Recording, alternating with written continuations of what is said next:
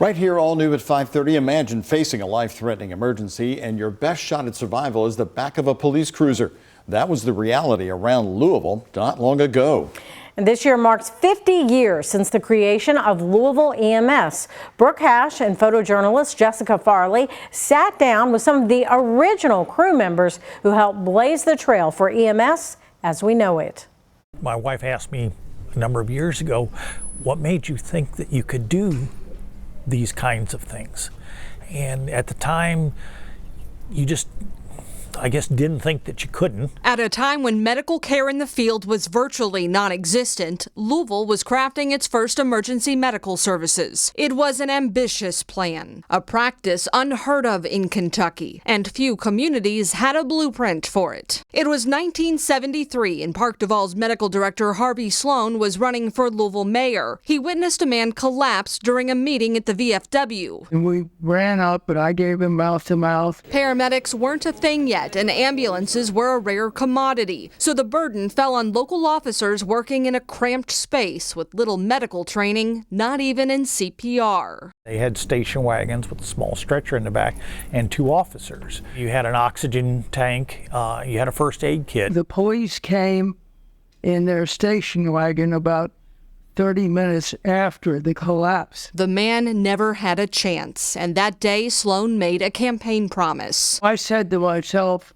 I am going to see that Louisville gets a professional emergency medical service. He immediately began researching concepts already evolving along the East Coast. The paramedic program, this new concept, taking the stuff that they had learned from the Vietnam experience and trying to build a civilian parallel for that. Freedom House Ambulance in Pittsburgh was the first to provide life-saving measures like intubation, defibrillation, and CPR outside the hospital, and became the national standard of EMT training. I think if anything I did in my 3 terms in local office, this probably saved more lives than anything else. Sloan made good on his promise. We were the first in Kentucky. Launching Louisville EMS the first year in office in 1974. At the time, I had to kind of build the service as we were trying to run it. The first task was finding the first class of paramedics. It was a classified ad in the Sunday paper, very nondescript. Those interested were put up at the Brown Hotel where training lasted for weeks. We had people that were just interested in doing this and willing to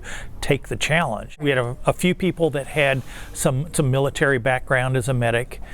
We had nurses that had hospital experience. We had to take nurses and teach them how to drive with lights and siren. Elaine Evans was one of them. I will never forget my first trip down Broadway with my instructor, who was a fireman, Roger Henderson, and there were just cars everywhere, and I was confused by that.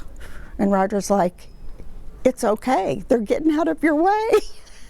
Nurses and paramedics arrived in med cars, stocked with life-saving equipment and supplies to treat emergencies in the field. And that was a major step from them to step outside of the hospital and to provide this type of emergency care. They're treating a patient who's having a heart attack here in the front seat of his car. And this defibrillator monitor is about half the size of what we started out with. This was very common. You would arrive with an ambulance and everybody in the neighborhood would show up and they would stand at the back and just watch what was going on. We took care of people no matter who they were and where they were. Even in a large crowd, they'd find a way to get to you. I was there with Wayne Hettinger as he was planning his first big thunder. Some of my guys that liked bike riding, got the equipment, got the stuff together and created pedal medics so we could go out and move quickly without having to have an ambulance through big parades and big public events. We created some golf cart units. We took an old Jefferson County school bus and created it into a med bus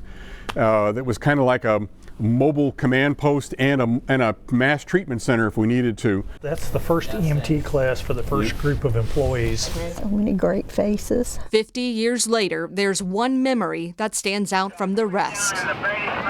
City leaders responding to Louisville's first workplace shooting at Standard Gravure. If you go back and you look at some of your pictures and your footage, we all worked together to help in that response. Those are the kind of stories that stick with you forever. It was an adventure. You never know at the beginning of your shift what you're going to do, where you're going to go, what you're going to encounter. We would invite new paramedics and so forth from some of the rural services to come in and ride with us to learn, because we were seeing more on a daily basis than sometimes they would see in a month. We were so young and energetic, adrenaline junkies. I really am proud of the fact that I was there sort of at the cutting edge of a lot of what was going on in this industry. It was a fabulous experience working with Louisville EMS. In Louisville with photojournalist Jessica Farley, Brooke Hash, WHAS 11 on your side.